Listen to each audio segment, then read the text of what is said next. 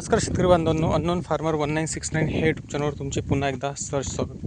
मित्रांनो, तुम्ही इकडं जर बघितलं तर आपलं हे सोयाबीन तूरचं क्षेत्र आहे. आता याच्यामध्ये जर बघितलं तर आपण तूर आधी काढलेली आहे. तूर जर म्हटलं तर 10.5 बाय 1.25 अशा अंतरावर ही तूर आपण लागवड केली होती आणि 22 मेला ही लागवड केली होती. त्यानंतर 28 जूनला आपण याच्यामध्ये टोकनच्या माध्यमातून एका ठिकाणी 2-3-2-3-1 अशा बिया टोकन केल्या आणि टोकन जे केलं आपण 9 इंचावरती केलं. इथं जर बघितलं तर हे 2 रोपातील अंतर हे 9 इंच आहे. इथं पडताना बिया 2 पडल्या, इथं पण 2 पडल्या, इथं 1 पडली, पुढं पण 2 पडल्या. अशा पद्धतीने हे बी आपलं पडलं.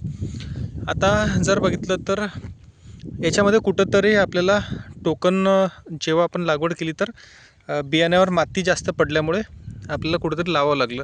तर नंतर आपण याच्यामध्ये अशा पद्धतीने मजुराच्या सहाय्याने त्याच्यात परत थोडीशी लागवड केली आणि ती लागवड पण उत्तमरित्या निघलेली आहे.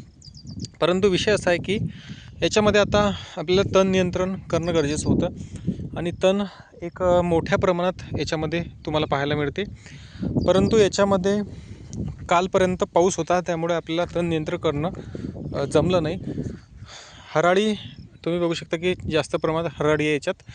कुठंतरी असं इकडं दुसरं गवत उगलेलं आहे, कुठं वेलवर्गीय अशा पद्धतीने वेगवेगळे तण याच्यामध्ये दिसतात. चांगल्या पद्धतीने जर सांगायचं झालं तर इथं जिथं हलकी जमीन आहे तिथंच आपल्याला थोडा प्रॉब्लेम आला. तिथं कुठंतरी आपलं जे पीक आहे ते हलक्या स्वरूपाचं आपल्याला पाहायला मिळते. इथं पण तुम्ही बघू शकता तूर पण तिथं हलक्या स्वरूपाची पाहायला मिळते. आता याच्यामध्ये आपण तणनाशकाची फवारणी घेत आहोत. आपण मागचा जो व्हिडिओ बनवला तर त्यामध्ये आपण विचारलं होतं की कुठल्या तणनाशकाची फवारणी इथं घेता येईल. आता इथं जर बघितलं तर आपण आधी मीरा 71 याच्यामध्ये कुठंतरी जिथं हराळ जास्त होती तिथं आपण मारलं. परंतु आपल्याला असं वाटलं की कोंब आतमध्ये होते तर त्या कोंबावर काहीतरी इफेक्ट होईल. असं जर माहीत असतं की तिथं कुठल्याच पद्धतीने इफेक्ट होणार नाही तर आपण पूर्ण क्षेत्रामध्ये जिथं हराळी आहे तिथं ते आधी मारून घेतलं असतं. आता इथं धुऱ्याच्या साईडनं तुम्ही बघू शकता की आपण मारून घेतलं होतं तर हराळी पूर्णपणे इथं मेली आणि त्याचा कुठलाच इफेक्ट इथं सोयाबीनवरती झाला नाही. कारण सोयाबीनचं झाड तुम्ही बघू शकता की इथं एक पूर्ण ओढ सोयाबीनची, तिथं कुठल्याच पद्धतीने आपल्याला तण नाही आहे. इकडं सगळ्या क्षेत्रामध्ये तण जास्त प्रमाणात आपलं झालेलं आहे. तूर पिकासाठी आपल्याला कुठलाच धोका नाही आहे, कारण तूर पीक आपलं तब्बल 1 महिना 1.25 महिना झालं. परंतु याच्यामध्ये आपल्याला सोयाबीनसाठी स्ट्रॉंग एक कुठलं तरी चांगलं औषध घेणं गरजेचं होतं. त्यासाठी आपण अदामा कंपनीचं साकेत या वेळेस वापरलेलं आहे. आता वेगवेगळे सल्ले वेगवेगळे भरपूर याच्यामध्ये तण नियंत्रणासाठी तणनाशक आहेत, पण साकेत चांगल्या पद्धतीने काम करते. इथं तुम्ही बघू शकता की हे अमोनियम सल्फेट जे काय म्हणता येईल उभं जे तण आहे किंवा असं जे तण आहे त्यासाठी याच्यामध्येच साकेतमध्येच हे एक त्याच्यामध्ये पावडर येते, खतासारखं ते येते. तर असं आपण इथं फवारणी घेत आहोत. एक 5-6 पंप आपण इथं फवारणी घेतली. पुढं जसं पुढं तिथं फवारणी घेत आहोत. आदल्या दिवशी म्हणजे काल दुपारपर्यंत चांगला पाऊस होता आणि एकाच दिवसामध्ये जमीन इथं कोरडी पडायला लागली. इथं बघू शकता, कारण ऊन थोडंसं वाढलेलं आहे आणि पाऊस जो पडला तो रप पडलेला आहे. रप म्हणजे पाणी वाहून गेलं, जमिनीमध्ये जास्त मुरलं नाही. तर तो एक इफेक्ट आहे. आपल्याला माहिती आहे की जेव्हा आपण तण नियंत्रणासाठी तणनाशक फवारणी करतो तर जमीन ओली असणं गरजेचं आहे. परंतु जर आत्ता पावसाचं कुठलंच चिन्ह नाही आहे, तुम्ही वरती बघू शकता की ढग पण एवढे नाही आहे, तर मग आपण थांबलो तर कुठंतरी आपल्याला अजून तण फोफावेल. त्याकरिता आपण फवारणी घेतली. ज्या क्षेत्रामध्ये आपण काल दुपारून फवारणी घेतली तिथं तण मरायलासुद्धा लागलेलं आहे, म्हणजे पिंगट पिवळं पडायला लागलेलं आहे आणि इथं आपल्याला इलाज नाही आहे. आता आपण जर थांबलो तर मग हे तुम्ही पुढं बघू शकता की खूप जास्त याच्यामध्ये तण झालेलं आहे. त्याच्यामध्ये केना, हराळ अशा वेगवेगळ्या गोष्टी त्याच्यामध्ये दिसतात. आता टोकनच्या माध्यमातून आपण लागवड केलेली आहे. हा एक आगळावेगळा प्रयोगच केलेला आहे. मागच्या वर्षी आपण ट्रॅक्टरच्या माध्यमातून पेरणी केली होती तर ते दाट पेरणी झाली होती, त्यामुळे आपल्याला उत्पन्न पाहिजे असं झालं नव्हतं आणि त्यामध्ये आपला खर्चही गेला. यावर्षी आपण 9 इंचावर 3-2-2-1 अशा बिया लागवड केलेल्या आहे. 9 इंच ते पूर्णपणे भरते, परंतु आपलं प्रॉपर प्रत्येक ठिकाणी टोकन होणं गरजेचं होतं.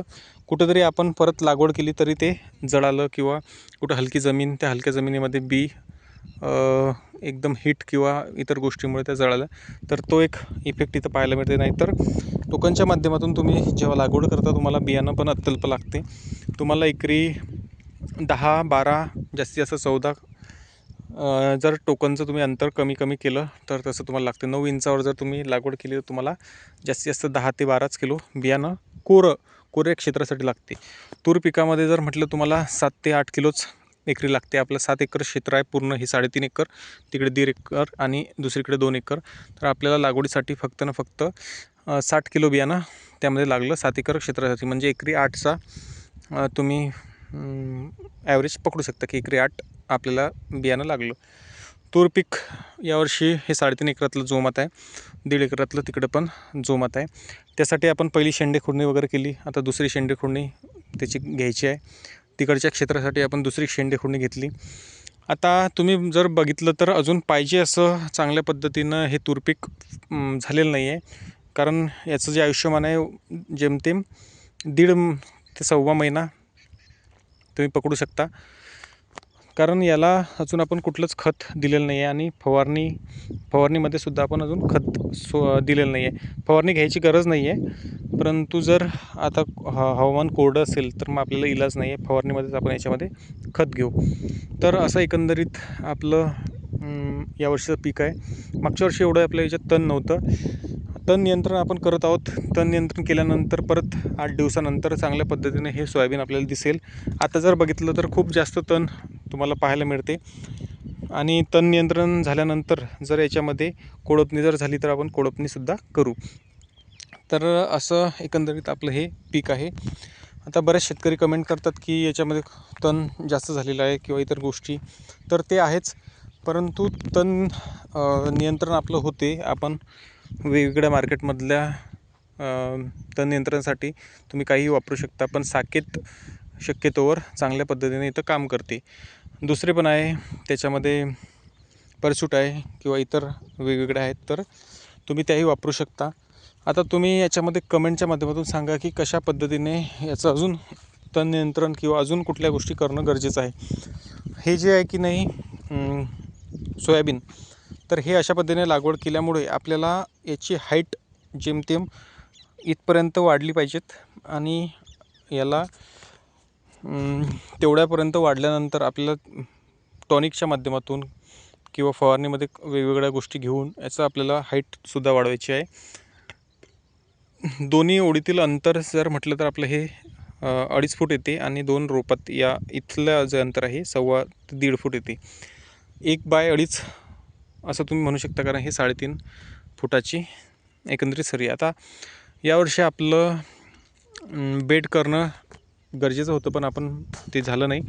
पुढच्या वर्षी आपण याला बेड घेणार आहोत आणि बेडवरतीच आपण लागवड करणार आहोत. शून्य मशागत तंत्रासारखंच यावर्षी आपण तिथे अवलंब करणार आहोत. कारण जेव्हा आपलं हे तूर पीक चांगलं होईल, चांगल्या पद्धतीने बहरेल आणि नंतर याची कापणी जेव्हा आपण करू तर खालनं आपण याचं कटर करून घेऊ आणि परत ड्रिपच्या माध्यमातून याला पाणी सोडू आणि उन्हाळीसुद्धा आपण तूर याच्यामध्ये घेऊ. ते 1-1.5 क्विंटल का होईना पण आपल्याला ते घ्यायचं आहे. त्यानंतर सोयाबीन काढणीनंतर आपण पूर्ण याच्यामध्ये इथपर्यंत असं तणनाशक फवारणी करू. फक्त तुरीच्या ओळी आपण सोडून देऊ आणि पूर्ण तण नियंत्रणासाठी तणनाशक घेऊ आणि त्यानंतर टोकनच्या माध्यमातून याच्यात उडीद लागवड करू या ड्रिपवरतीच.